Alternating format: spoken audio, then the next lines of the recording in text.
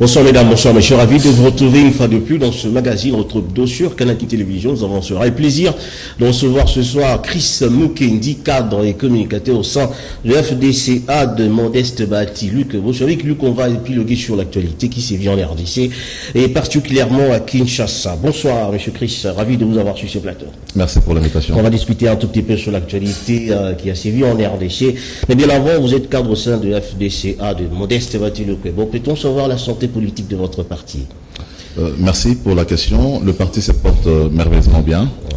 Et le président ou l'autorité morale de notre parti politique également, qui est le président du Sénat, se porte très bien.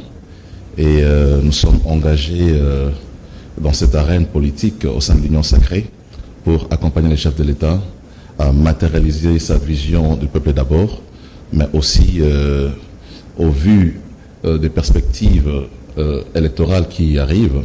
Nous sommes en train de nous organiser pour pouvoir affronter les élections de 2023. Vous parlez déjà élections en 2023 alors qu'on a comme l'impression que les choses semblent, je veux dire, n'est pas si évolué, il faut le dire quand même. Est-ce que vous espérez qu'il y aura également élection en 2023? Regardez tout ce que nous sommes en train de vivre comme péripéties politiques. Nous l'espérons parce que, vous savez, les lois qui devraient en principe mettre les processus électoraux sur les rails ont été déjà, d'abord en ce qui concerne la loi sur le fonctionnement et l'organisation de la CENI, cette loi a été promulguée par le chef de l'État, mais aussi l'Assemblée nationale est déjà engagée dans les processus de désignation des animateurs de cette machine électorale. Donc nous pensons et nous croyons que ces conditions qui sont préalables à l'organisation des élections sont déjà posées et nous croyons, nous sommes convaincus. Est-ce qu'on peut avoir quand même l'écho sur l'apport de FDCA finalement dans cette plateforme politique, s'il faut l'appeler comme ça, parce que l'Union sacrée jusque-là n'a pas encore une véritable dénomination politique. Quel est finalement l'apport de FDC jusque-là au sein de cette plateforme politique? Mais cet apport est d'abord numérique. Vous savez que pour constituer cette majorité au sein de l'Assemblée nationale, les chefs de l'État avaient besoin de partis politiques qui constituent une majorité pour pouvoir porter la vision qu'il a de la République. Donc déjà de ce point de vue-là, nous avons été parmi les premiers à pouvoir tendre la main au chef de l'État pour constituer cette majorité qui constitue aujourd'hui l'Union sacrée. Mais aussi, notre apport, c'est au sein de ce gouvernement où l'FDCA a 4 portefeuilles, au sein du gouvernement pour lesquels nous travaillons dans le sens d'accompagner les chefs de l'État à imprimer sa vision, notamment au ministère de l'économie. Vous savez comment les choses bougent au niveau du ministère de l'économie où un des cadres de l'FDCA coordonne l'action du gouvernement. Donc nous croyons que notre apport est réel au sein de l'Union sacrée. Pour rien qu'on a posé cette question, parce qu'on sait qu'il y a un des cadres de votre parti qui préside finalement à l'économie du pays, avec tout ce qu'il y a eu comme tractation autour des prix des denrées alimentaires qui n'ont pas encore bougé. Au contraire, ça ne fait grimper. Non, mais nous avons dit au cours d'une communication qu'on ne fait pas, on n'engage pas un bras de fer avec l'État. Le ministère de l'économie, c'est le ministère régulateur en ce qui concerne les prix des denrées sur le marché. En fait, la faiblesse du gouvernement a été constatée pendant les gouvernements précédents où le ministre n'avait pas mis l'accent sur son rôle régulateur. Aujourd'hui il y a un ministre qui connaît les méandres du ministère de l'économie, qui vient pour faire appliquer la loi, nous comprenons les remous qu'il y a du côté de nos amis de la FEC, qui est justifié par le fait que certains se retrouvent dans des commissions lorsque les produits, par exemple surgelés, entrent dans les pays alors que leurs prix d'acquisition sont connus de tout le monde aujourd'hui. Il est clair que ces personnes qui voient leurs intérêts s'émietter par la décision que prend le gouvernement aujourd'hui, cherche à contester ce qui est fait aujourd'hui. Mais comme nous l'avons dit, on n'engage pas un bras de fer avec l'État. Nous pensons que... Une dernière question par rapport à cette introduction. Vous parlez de bras de fer, alors qu'on a besoin aujourd'hui peut-être d'assainir ce qu'on dit le cadre des affaires, que vous ne faites pas encore. Vous réclamez quelque chose sur lequel vous n'avez fait aucune avancée, s'il faut dire, dans ce sens-là. Non, mais je crois que le gouvernement de la République est engagé sur cette voie de pouvoir trouver des solutions aux problèmes de nos populations. Je crois que d'ici la semaine qui commence, vous aurez à être fixé sur les résolutions qui sortiront de ces rencontres avec les entrepreneurs. Voilà, je rappelle que nous recevons Chris Mukendi, qui est cadre de FDCA et puis communicateur de cette plateforme politique. On parle de l'arrivée du président burundais Évariste Ndayishimiye à Kinshasa. Il faut dire, c'est dans le cadre de la promotion de la coopération bilatérale entre les deux pays. Il a été accueilli à la descente d'avion par le Premier ministre Sama Lukonde. Images et commentaires.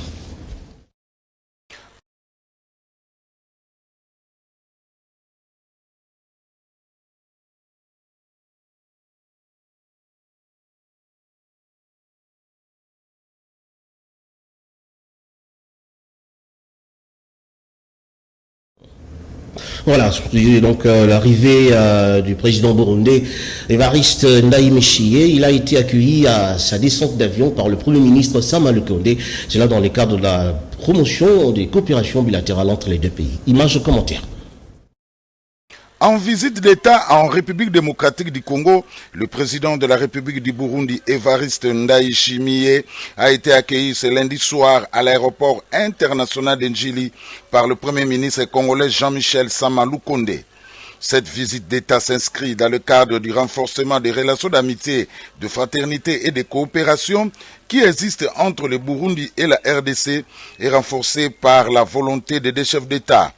Ce mardi, le président Évariste Ndayishimiye et sa délégation seront reçus au Palais de la Nation où est prévu un entretien en tête-à-tête avec son homologue congolais, suivi d'un entretien élargi sur des questions d'intérêt commun au niveau bilatéral, régional et continental. Il y a 2 semaines, le 28 juin dernier, le président de la République, Félix-Antoine Tshisekedi Tshilombo, avait reçu à Goma le ministre des Affaires étrangères du Burundi. Ce dernier avait fait part de la volonté de son gouvernement de redynamiser les relations bilatérales entre Kinshasa et Bujumbura. Investi il y a 1 an à la présidence de son pays, le président Ndayishimiye effectue sa toute première visite d'État en République démocratique du Congo. Voilà, je reviens à vous, Chris Mukendi. Je rappelle quand même que vous êtes communicateur au sein de FDCA de Batilukebo. Finalement, la question se pose par rapport à cet élément. On a comme l'impression que le chef de l'État, puisque avec qui vous êtes dans une coalition, il est plus versé du côté de l'Est dans le cadre de la promotion des coopérations commerciales et tout, alors qu'on sait que c'est une partie qui finalement devient une épine pour la sous-région. Comment expliquer finalement ce rapprochement entre le chef de l'État et cette partie Est de l'Afrique entière, je veux dire? Non, je crois que nous sommes appelés à vivre éternellement avec les voisins de la RDC, notamment le Burundi, qui est un des pays qui est à l'est de la République du Congo, avec le Rwanda et l'Ouganda.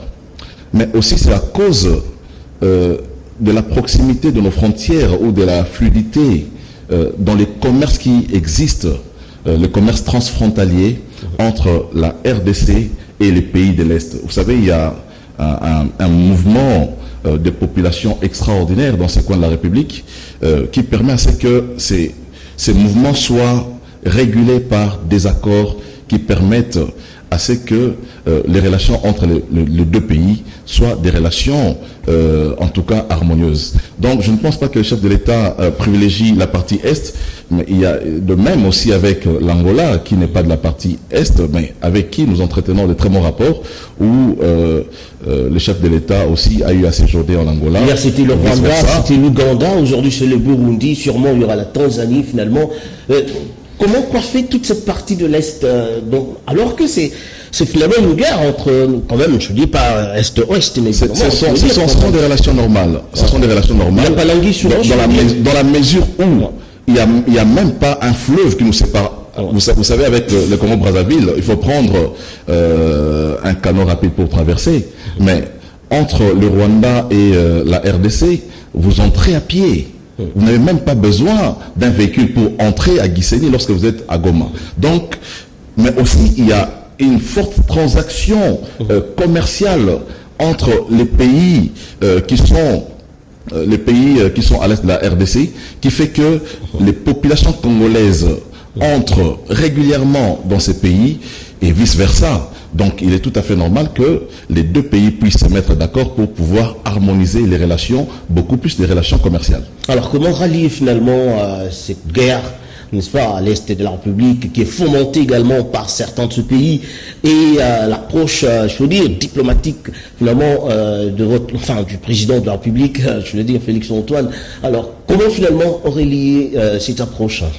Mais il faut que la diplomatie puisse être au centre pour permettre à ce que véritablement la paix revienne dans cette partie de notre territoire. Finalement, c'est pas un aveu d'échec finalement de la part de la RDC qui va en diplomatie alors que les autres vont pour combattre. Non, mais là, c'est un président qui venait d'être élu, qui est à son premier déplacement et il a choisi la République démocratique du Congo pour venir. Ce n'est pas la RDC qui va vers le Burundi, c'est le Burundi qui vient vers la RDC pour pouvoir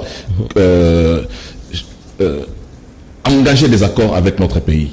Hein, vous avez à le suivre certainement dans les commentaires que le président burundais est à son premier voyage depuis qu'il a été élu. Et il a choisi la RDC parce que nous sommes véritablement un pays qui a un potentiel à pouvoir, je vais dire, à pouvoir rencontrer les besoins du Burundi et vice-versa. Voilà, donc puisqu'on parle de coopération commerciale, parlons également de la sécurité alimentaire qui survient à l'Assemblée nationale. Il faut dire que l'ouvrage est du FAO qui finalement est en contact avec le premier de tous les honorables députés, je veux dire, je cite Christophe Mbosso Koudiampanga, dans le cadre de la redynamisation des activités commerciales et alimentaires dans notre pays, je veux dire. Cette séance de travail aux allures d'un véritable plaidoyer de haut niveau aura eu le mérite d'arracher un accord de principe de l'Assemblée nationale de la RDC à accompagner les efforts de la FAO dans la promotion de la sécurité alimentaire et nutritionnelle. Et solliciter son engagement, son appui personnel pour la sécurité alimentaire et la nutrition. Alors, nous sommes en train d'accompagner tous les États du monde à mettre en place sur le plan national dans leur pays ce que nous appelons l'Alliance parlementaire pour la sécurité alimentaire et nutritionnelle. La RDC, reconnue comme un des pays les plus touchés par le fléau, mérite une véritable attention et le Parlement, à travers la Chambre basse, est plus que jamais dans cette vision des choses. Dans la Constitution, à son article 47, il est demandé de donner aux Congolais les droits de la sécurité alimentaire et nutritionnelle. Alors, selon les dernières statistiques publiées par la MONUSCO, je crois que le représentant venait de vous dire tout à l'heure, des taux de personnes souffrant de la malnutrition dans notre pays, c'est très élevé. C'est extrêmement grave dans un pays comme le nôtre. Alors, lorsque on prend pour cible l'Assemblée nationale pour pouvoir matérialiser un projet tel que la sécurité alimentaire et nutritionnelle dans notre pays, c'est déjà un bon signe. La députée nationale Annie Mumbunza est convaincue du succès de l'entreprise car l'intérêt des millions de Congolais est engagé. Voilà, peut-être une question qui nous prend peut-être quelques secondes. La sécurité alimentaire en RDC pose problème. Je veux dire, il y a au moins la majeure partie de la population meurt de faim, pour être plus brutal. Alors que bon, nous avons déjà un gouvernement des warriors, il faut dire. Comment évaluer peut-être ce gouvernement, s'il faut dire, c'est pas précoce, mais comment l'évaluer peut-être pendant tout ce temps en ce qui concerne la sécurité alimentaire en RDC? Non, je crois que tout part de ce que nous avons ou de ce que nous réunissons comme moyen pour pouvoir faire face à ces problèmes de pauvreté. Parce qu'on ne peut pas parler de cette sécurité alimentaire sans parler du problème de la pauvreté. C'est extrêmement lié. Et je crois que le gouvernement de la République s'y attelle pour pouvoir éradiquer la pauvreté, mais aussi en cherchant à créer la classe moyenne qui permet à ce que nous puissions résorber cette question de l'insécurité. On a l'impression qu'on n'a pas, je veux dire, cette latitude de cri de richesse, on dit, par rapport aux toutes ressources que nous avons. On a comme l'impression qu'on n'arrive pas à créer de nouvelles richesses pour finalement supplanter cette pauvreté qui existe depuis lors? Non, mais je crois que ce gouvernement a été mis en place il n'y a pas 4 mois. Je suis convaincu que le problème aussi basique comme ces problèmes de sécurité alimentaire sont à la base ou sont une priorité pour le gouvernement de la République qui, au moment opportun, nous donnera des réponses en ce qui concerne ces dossiers. Alors, on parle d'autre chose, on parle du décès du cardinal Laurent Monsengo Passigna. Il faut dire quand même que les préparatifs vont bon train. Le gouverneur de la ville est en contact avec le clergé catholique pour pouvoir finalement asseoir un programme en vue d'organiser comme il se doit les obsèques du feu cardinal Monsengo. Image commentaire. C'est au centre Lindongue de la commune de Limete que le premier citoyen de la ville a ensemble avec le cardinal Fridolin Ambongo en compagnie des hauts membres du clergé catholique passé en revue les contours de l'organisation de funérailles du prédécesseur du cardinal Fridolin Ambongo qui pourront se dérouler officiellement à partir de ce lundi 19 juillet, jour du rapatriement de la dépouille mortelle. Selon les organisateurs, dont certains membres de la famille, le cardinal Laurent Monsengo Passigna sera inhumé au sein de la cathédrale Notre-Dame de Lingwala, aux côtés de ses prédécesseurs, le cardinal Frédéric Etchaou Nzabi et le cardinal Joseph Albert Malula. Juste après la réunion au centre Lindongue, le gouverneur de la ville, Jean-Tiningo Bilambaka, accompagné du cardinal Fridolin Ambongo et quelques membres du comité organisateur, se sont rendus à la cathédrale. Il en ressort que les travaux de construction du caniveau où reposera éternellement le cardinal Monsengo vont débuter dès l'approbation du plan prévu pour demain, mardi 13 juillet. Dans le même ordre, on parle des recueillements liturgiques dans certaines paroisses de la ville de Kinshasa en mémoire du feu cardinal Monsengo. Image et commentaire.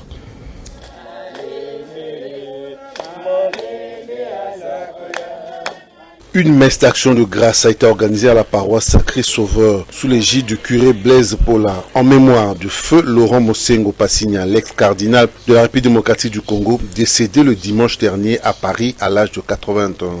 Tout pratiquement à la grotte de la Sainte Marie que cette cérémonie a réuni bon nombre de fidèles catholiques touchés par cette disparition. Nonobstant cette douleur, les fidèles ont évoqué leurs sentiments de peine, car pour eux, l'Église catholique a perdu un grand serviteur de Dieu et la nation tout entière a perdu un père. Je l'ai bien connu comme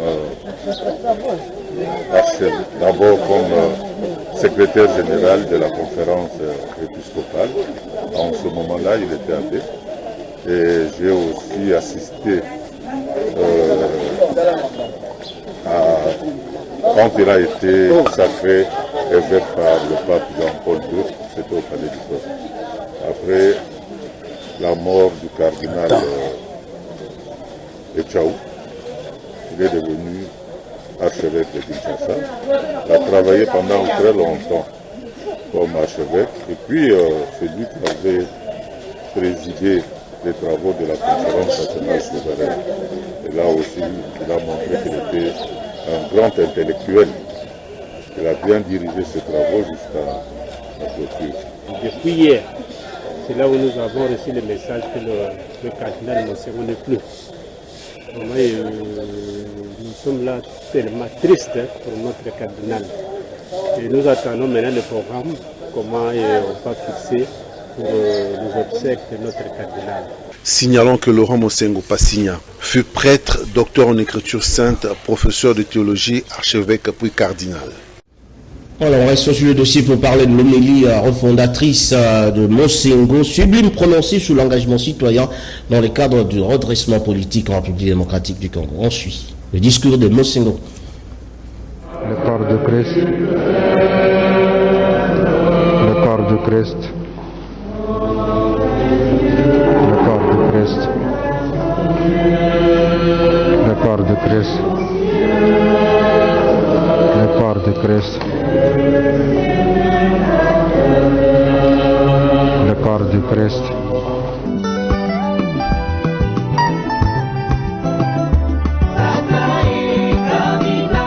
En effet, en démocratie, c'est la volonté unie du peuple qui détermine la loi. Cependant, unir la volonté du peuple n'est pas synonyme de réaliser la somme des intérêts particuliers.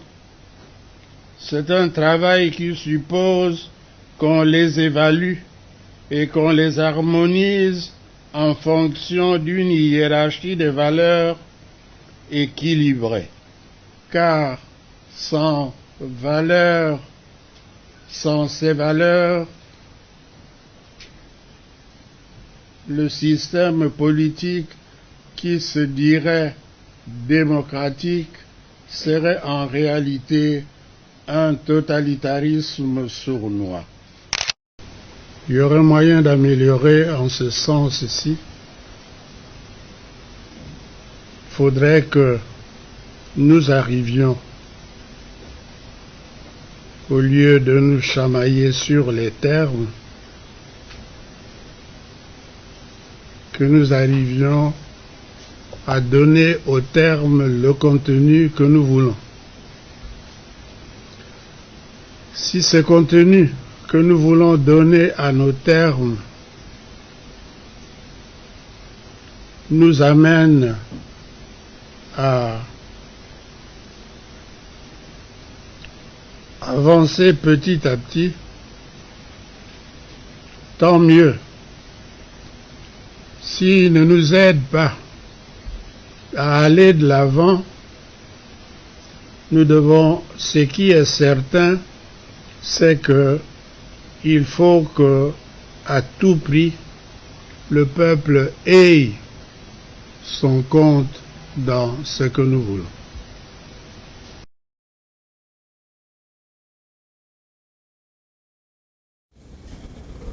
Voilà, tout à l'heure, on a vu Laurent Mosengo Passina, je retourne vers vous. Chris Mukendi, finalement, Mosengo est parti, il faut dire, mais il a quand même laissé des traces indélébiles, dans la mémoire collective.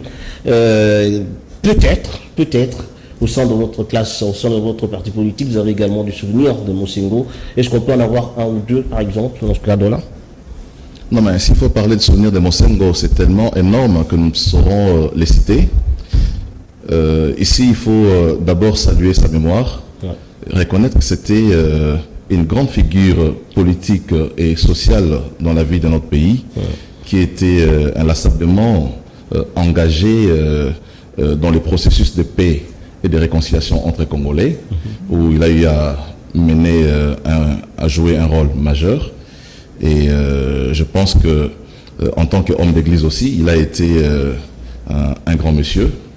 Mais mon souvenir à moi personnellement remonte aux années 1992, lorsque Monseigneur Mosengo a eu à conduire la conférence nationale souveraine et qui a mis ensemble les Congolais pour la cause de la nation.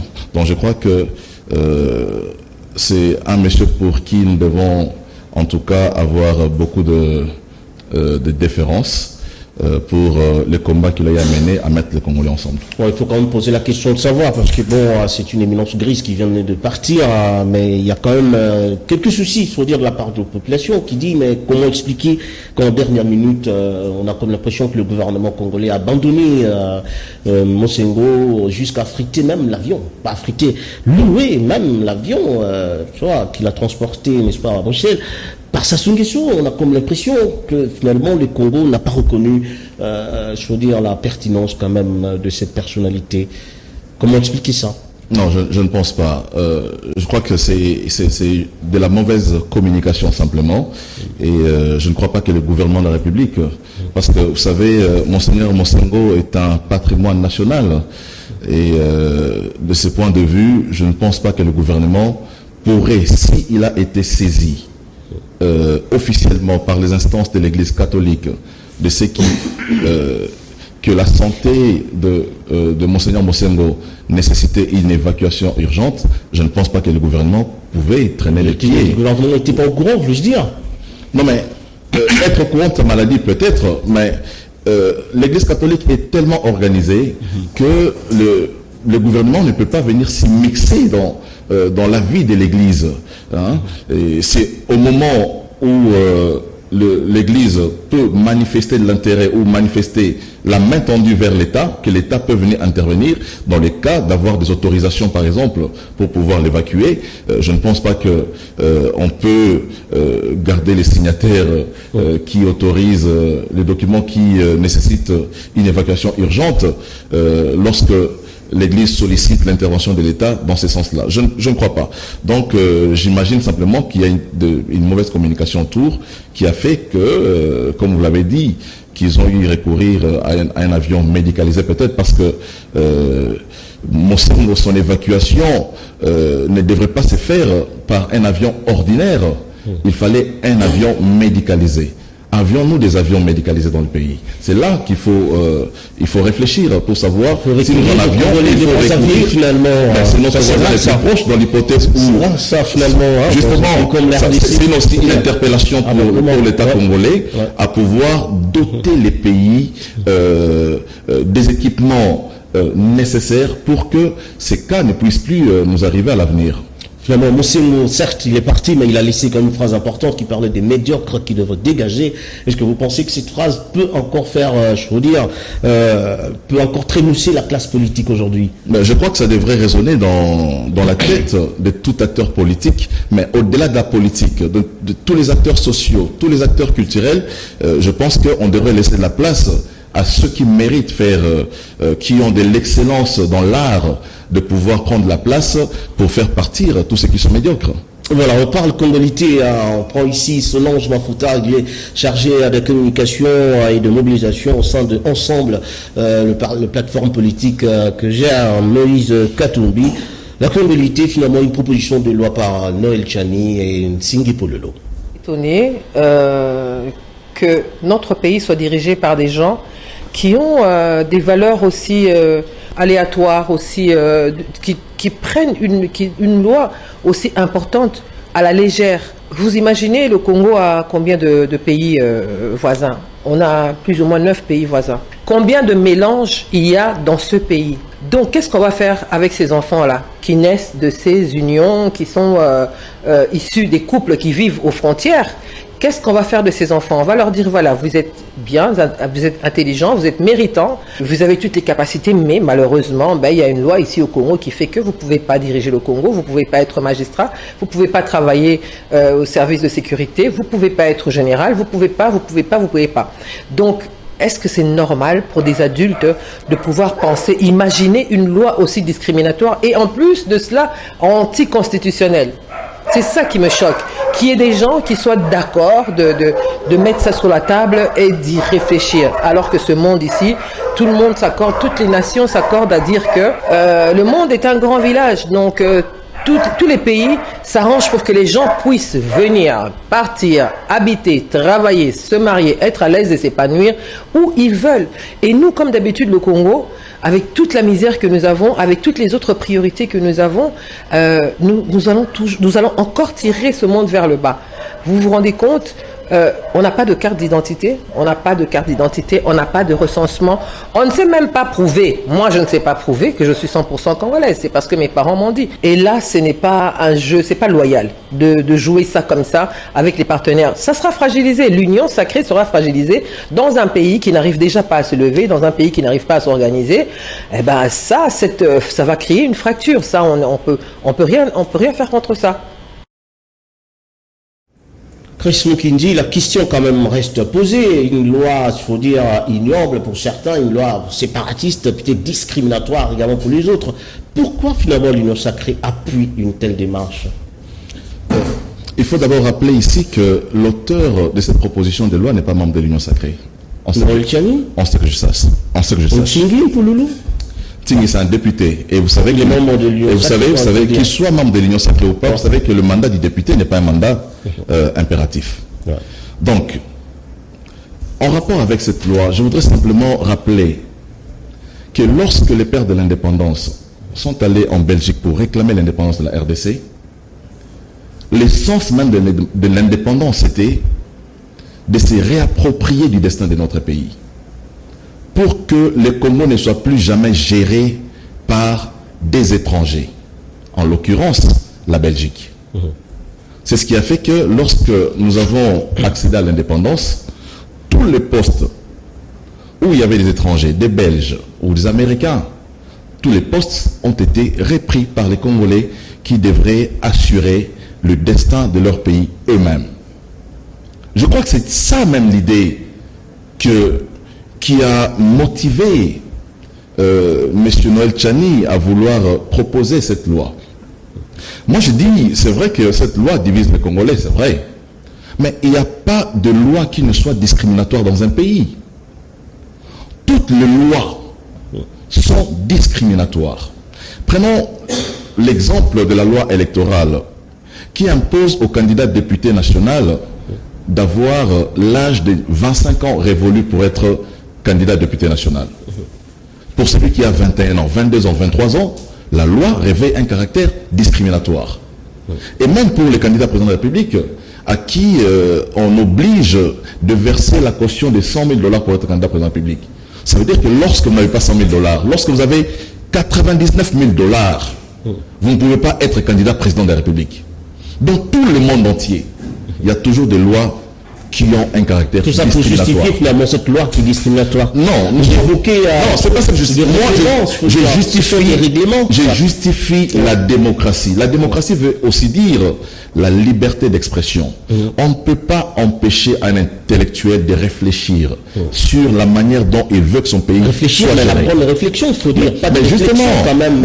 Je veux dire, il reviendra. Il risque d'embraser. Il reviendra aux organes compétents d'établir la constitutionnalité ou pas de la réflexion qui a été émise sur la place publique, une réflexion qui a été portée par M. Noël Tchani. Mais c'est au sein de l'Assemblée nationale qui est le temple de la démocratie, où les débats se veulent ouverts. Vous savez, à chaque fois qu'il y a avènement d'un nouveau gouvernement, nous connaissons ce refrain qui vient souvent. Ah, Félix, il a nommé les Rwandais. Il a nommé telle nationalité, des gens qui ne sont pas congolais au sein du gouvernement. Mais voilà l'occasion qui nous est donnée maintenant pour pouvoir en débattre. Et moi, je dis aussi que les gens qui s'agitent autour de cette question, s'ils pensent qu'ils sont congolais, ils n'ont qu'à nous les prouver. Je ne connais aucun pays du monde qui est dirigé par un étranger. Je ne connais aucun pays, s'il vous plaît. Je ne connais aucun pays du monde qui est dirigé par un non originaire et qui est applaudi par les autochtones. J'ai dit, la pensée originelle de notre indépendance, c'était que nous puissions nous réapproprier notre destin, nous réapproprier la direction de notre pays. On ne peut pas aujourd'hui prendre la direction du pays, donner aux personnes dont les origines ne rassurent pas. Alors, qui finalement on veut écarter finalement dans cette loi? Non, je crois que la loi n'écarte personne ou la proposition de loi. Ce sont des individus, de manière individuelle, qui se sentent écartés par la loi, qui, normalement, revêt un caractère impersonnel. Lorsqu'on vote une loi, on ne cite pas les noms, on dit Monsieur Makosso, vous ne pouvez pas être... Non, la loi a un caractère impersonnel. C'est maintenant les gens qui s'identifient à la loi qui se sentent eux-mêmes écartés. J'ai rappelé ici, j'ai donné un exemple pour dire que ceux qui ont 23 ans ne peuvent pas en République démocratique du Congo être candidat député national. Voilà, on prend quelqu'un comme Félix-Antoine Tshilombo avec tout ce qu'il a eu comme aura politique auprès de son père, je veux dire, Tshisekedi Wambulumba, venir aujourd'hui et au sein de sa plateforme politique appuyer une telle démarche qui peut écarter à la longue une personnalité comme Moïse Katumbi, quelqu'un qui a pesé également de son poids pour finalement créer votre union sacrée. Est-ce que vous ne pensez pas que quelque part il est en train de jouer, je ne dis pas jouer avec le feu, mais pas jouer franc jeu, je veux dire. Mais c'est là qu'il y a l'amalgame lorsque nous lions directement les présidents de la République à ce qui se passe. Alors que nous savons que l'auteur des institutions, il peut bien en être l'auteur, mais c'est aussi de la dictature de pouvoir imposer aux députés nationaux ou aux sénateurs la direction à prendre lorsque vous êtes président de la République. Au nom de la séparation des pouvoirs. C'est ce qu'il fait. C'est ce qu'il fait souvent. Non, je rappelle souvent l'ordre. Non, je crois qu'il peut demander leur collaboration. Mais il ne peut pas donner des injonctions à l'Assemblée nationale ou au Sénat. Vous savez, par exemple, les cas qui s'est passé au Sénat lorsque Matata Ponyo, lorsque le procureur général, le président de la République avait demandé au Sénat de ne pas faire obstruction à la justice. Mais il n'a pas imposé aux sénateurs. Et quelques jours après, finalement, on a levé les immunités de Matata. Non, c'était pour un autre dossier. C'était pour un autre dossier. On a cherché un autre dossier pour ça. Non, mais voilà, justement, dans les jours à venir, on va en parler. Le problème, c'est avec la congolité. Non, nous terminons avec le problème, c'est quoi? C'est que nous voulons mêler les présidents de la République à tout ce qui se passe. Lorsqu'il y a embouteillage à Delvaux, on dit que c'est les présidents de la République. On a écarté Caméré finalement, puisqu'il a été condamné, il faut le dire. On veut écarter maintenant. Mais qui l'a écarté? Et maintenant, on veut écarter. Mais qui l'a écarté? Moïse Katumbi. Vous avez finalement écarté Jean-Pierre Bemba. Nous avons été dans ces pays pendant le mandat de Kabila pendant plus de 12 ans. On n'a pas connu des justices dans ces pays. Nous avons connu un pays avec une justice ligotée. Aujourd'hui, nous sommes dans un état des droits où la séparation de pouvoir est observée. Je ne pense pas que le président de la République, celui qui tire les ficelles de la justice, je ne le pense pas. Lorsqu'il y a une démarche de la justice, je crois que c'est en toute indépendance que la justice établit des responsabilités pour pouvoir faire des procès aux politiciens aujourd'hui. Lorsque l'IGF mène des enquêtes et découvre qu'il y a eu des détournements des deniers publics pendant une période donnée et que l'IGF fait son rapport, il dépose sur la table de la justice et que la justice interpelle les uns les autres. Devrions-nous dire encore c'est les présidents des républiques qui... Non, il a simplement... C'est les garants de fonctionnement des institutions. Mais c'est ça justement... C'est lui qui donne le tonus. C'est ça justement le bon fonctionnement. Il a la vision... C'est ça justement le bon fonctionnement. On ne se mêlant pas de ce qui se passe dans la justice. C'est ça le bon fonctionnement. Voilà. Je ne parle pas de Moïse Katumbi quand même. Enfin, on va clôturer quand même ce dossier, mais il faut dire quand même qu'un des anciens grands gouverneurs et bons gouverneurs, enfin entre guillemets, n'est-ce pas, un des grands coachs, quand même, faut dire, dans le monde footballistique, un grand manager et tout. Donc, Moïse Katumbi, même si aujourd'hui, comme on l'appelle, Démi Dakar, mais je ne le défends pas, mais Moïse Katumbi, quand il fait du bien, on l'applaudit. Mais quand il veut gérer, on dit non, Démi Dakar. Voilà. Je crois le piège, c'est de venir se cacher au sein de l'Union sacrée, croyant que l'Union sacrée blanchit tout le monde. C'est ça l'erreur de ceux qui vont à l'Union sacrée. Lorsque vous avez été voleur et que vous venez à l'Union sacrée ne vous lave pas. Lorsque vous avez eu à commettre de meurtres, vous avez eu à détourner les biens de l'État, à spolier les maisons de l'État, ce n'est pas parce que vous allez à l'Union sacrée que tous vos péchés sont absous. Je crois qu'il faut faire la part des choses. On peut beau être dans l'Union sacrée, mais ne pas échapper à la justice, ne pas échapper aux règles qui régissent la République du Congo. 30 secondes, peut-être pour une dernière question par rapport à cela. Finalement, quel est le danger de la congolité, selon vous, vous en tant qu'acteur politique? Quel est le danger de cette proposition de loi? Non, les dangers, je ne pense pas qu'il y a un danger, mais ce sont les personnes sceptiques qui pensent que cette loi a été taillée sur mesure. La plupart n'ont même pas lu cette proposition de loi, mais ils ont débattu sur des plateaux de télévision. Il faut d'abord lire pour voir là où la loi cloche, pour pouvoir améliorer. Mais il reviendra aux députés nationaux de pouvoir en juger l'opportunité et à la Cour constitutionnelle de dire si cette loi est constitutionnelle ou pas. C'est pas une question, peut-être je réfléchis à haute voix. Qui ont détruit ces pays? Les Congolais de père et de mère ou des Démi-Dakar, comme on l'appelle aujourd'hui? Ben c'est un autre débat, ça. Ah, mais non, parlons bon. Mais non, parlons bon. Mais vous savez, qui ont détruit finalement ce pays? Est-ce que c'est des Démi-Dakar? Est-ce que c'est les Congolais de père et de mère? C'est parce que les Congolais de père et de mère ont détruit les pays qu'on prendrait les pays et les donner entre les mains des Libanais? Je vous repose la question. Je réponds pas. Devrons-nous prendre les pays, donner entre les mains des étrangers parce qu'il y a eu des Congolais à un certain moment dans leur gestion qui ont eu à détruire le pays? Ils ont donné ce pays aux étrangers eux-mêmes. Mais justement, mais nous voulons nous réapproprier de notre destin en ne commettant plus les mêmes erreurs que alors, on parle d'autres éléments, on parle de Akaj, lui également, qui a réfléchi sur des articulations de l'IGF qui a concouru finalement à la fragilisation du système prédateur installé en République démocratique du Congo. Akaj avec Georges Kapiamba. La CAGE félicite l'IGF pour le travail qu'elle a abattu et continue à abattre dans le but de protéger les finances publiques contre la prédation. Elle demande à la population de soutenir l'action de ses dirigeants. La CAGE félicite la cellule nationale de renseignement financier, CNAREF en cycle, pour avoir permis au Trésor public d'encaisser la somme de 5 106 420 $ au titre d'amende transactionnelle infligée à certaines personnes physiques et morales, blanchiment des capitaux, défaut de vigilance, retrait ou dépôt en espèces de plus de 10 000 $ sans justification pour la période allant de juillet 2020 à juillet 2021. La CAJ demande à la population congolaise de soutenir l'action des dirigeants de la CNRF. La CAJ salue le début de l'instruction judiciaire du dossier Zarianisation et la mise sous mandat d'arrêt provisoire, transformée par la suite en résidence surveillée, de l'ancien Premier ministre Augustin Matata Ponyo par le procureur général près la Cour constitutionnelle.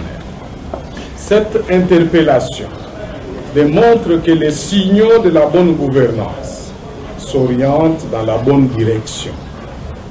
Maintenus les 10 signaux pourraient contribuer à mettre fin au bris de confiance existant entre les citoyens et son appareil judiciaire. Voilà, on poursuit donc ce magazine pour parler à Zado de Jean-Claude Katende qui signale sur les signes de culpabilité, je veux dire, du sénateur Matata Ponyo, mais également il a conclu sur cette approche du relâchement de celui qui a été arrêté hier et aujourd'hui, finalement, une confusion. Image et commentaire. Je ne pense pas. Comme vous le savez, c'est le magistrat qui apprécie les différentes conditions du dossier pour savoir s'il doit arrêter une personne ou pas. Et cela ne peut pas préjuger de ce que le fond, n'est-ce pas, du dossier peut être. C'est tout simplement les conditions de détenir quelqu'un si elles sont réunies ou pas. Ce qui est en fait une surprise pour nous. Je pense que M. Matata a été placé en résidence surveillée il y a quelques heures et nous étions surpris d'apprendre qu'il y a eu la main levée de cette mise sous résidence, en résidence surveillée. Et nous nous demandons s'il y avait vraiment des raisons pour le mettre en résidence surveillée, ce qui fait que ces raisons n'existent pas aujourd'hui. Donc ça pose la question en ce qui concerne l'appréciation des conditions d'arrêter quelqu'un. Il y a des conditions qui doivent être réunies. Et parmi ces conditions, celle qui me semble être importante, c'est l'existence des indices sérieux de culpabilité contre une personne. Et dans les cas qui concernent M. Matata, je pense que le jour où le mandat d'arrêt provisoire lui a été décerné, le magistrat avait notamment cet élément des indices sérieux de culpabilité en sa possession. Il est surprenant que quelques heures après l'avoir mis en résidence surveillée, qu'on puisse lever cette mesure. Ce qui signifie qu'il n'y avait pas des indices sérieux contre M. Matata, ce qui est une bonne chose pour lui, et j'espère qu'il va continuer à comparaître un homme libre et que tous ses droits vont être respectés par le magistrat. Voilà, on a pris Jean-Claude Katende, président de Azado, qui finalement se pose la question par rapport à l'arrestation et puis au relâchement du sénateur Matata Ponyo. C'est la grande question finalement que se pose l'opinion. Il a été arrêté hier ou mis en prison, enfin, en résidence surveillée, et quelques minutes après, on le relâche, soi-disant qu'il n'y a pas de preuve. Non, mais je crois que le président de la République, lorsqu'il saluait les efforts fournis par l'IGF, il a reconnu par la même occasion que notre justice était encore une justice moue et que la justice n'emboîtait pas les pas. Mais en rapport avec le dossier Matata Ponyo ici, je pense que lorsque le procureur général près de la Cour constitutionnelle a déposé son réquisitoire au Sénat, je crois que l'Office de la dépense publique avait sonné la sonnette d'alarme pour dire qu'on a introduit le procureur général pour la Cour constitutionnelle en erreur parce que ce dossier a été déjà résolu. je pense.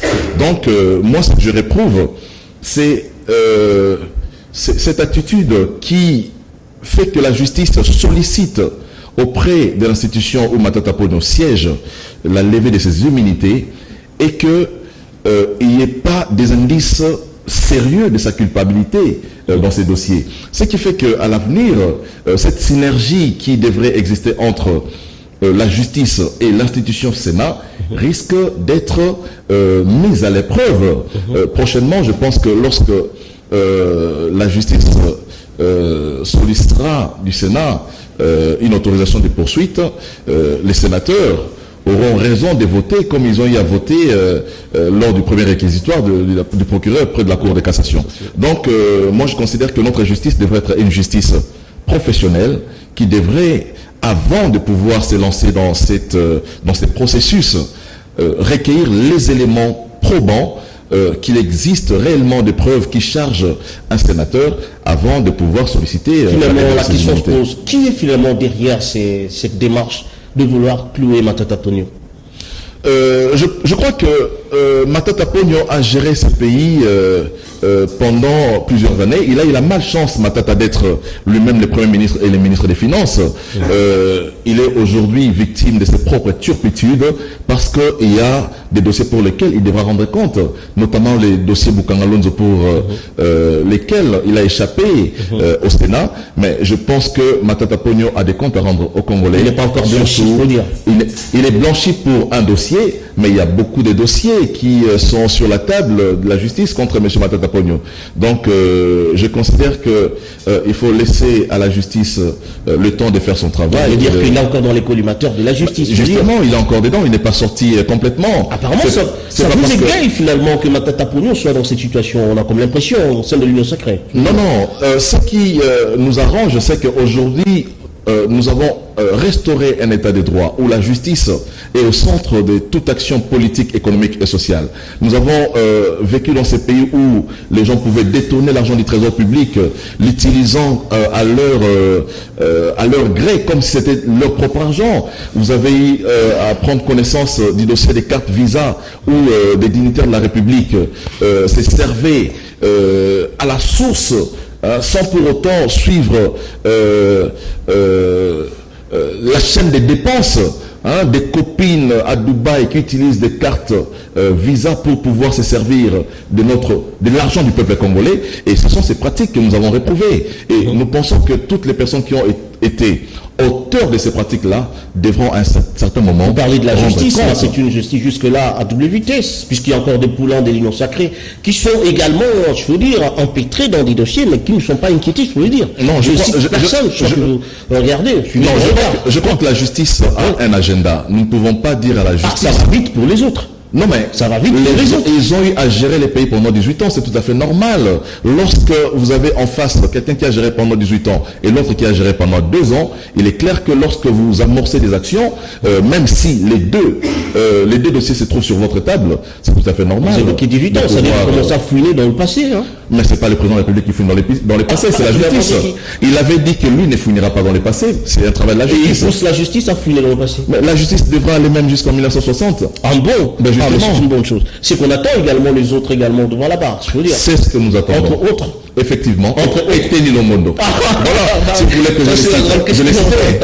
Voilà. L'Union sacrée, ce n'est pas une blanchisserie. Ce n'est pas parce que vous êtes membre de l'Union sacrée. Vous l'avez livré finalement, je veux dire. Non, j'ai dit simplement que la vision du chef de l'État, c'est de ne pas blanchir les détourneurs et les voleurs de la République. Mais faudra-t-il encore que leur culpabilité soit établie par la justice? Voilà, nous sommes pratiquement à la fin. Chris Mukendi, j'aimerais quand même vous passer un petit dernier mot par rapport à cela. Non, le mot de la fin, c'est que nous sommes réellement engagés dans un processus qui nous amène aux élections de 2023 et nous appelons ceux qui n'ont pas encore pris les trains des élections de pouvoir les prendre parce que déjà, je pense que la semaine qui commence, les confessions religieuses devront désigner les animateurs et j'appelle aussi l'opposition qui continue à contester à pouvoir déjà faire le même travail, à désigner leurs délégués qui vont siéger dans cette machine qui va nous conduire aux élections 2023. Merci Chris Mukendi. Je rappelle que vous êtes cadre au sein de AFDCA de Modeste Batilukero. Vous êtes également communicateur au sein de cette plateforme. Effectivement. Merci à vous également de nous avoir suivis. Alors, le prochain rendez-vous, c'est les dimanches prochains. Merci à toute l'équipe technique, Serge Makoso, Msimbi Amavinga, Kouparbola, Rodi Louadieu, Soulemboyo. Dieu voulant, comme je le dis, à dimanche prochain. Bonsoir.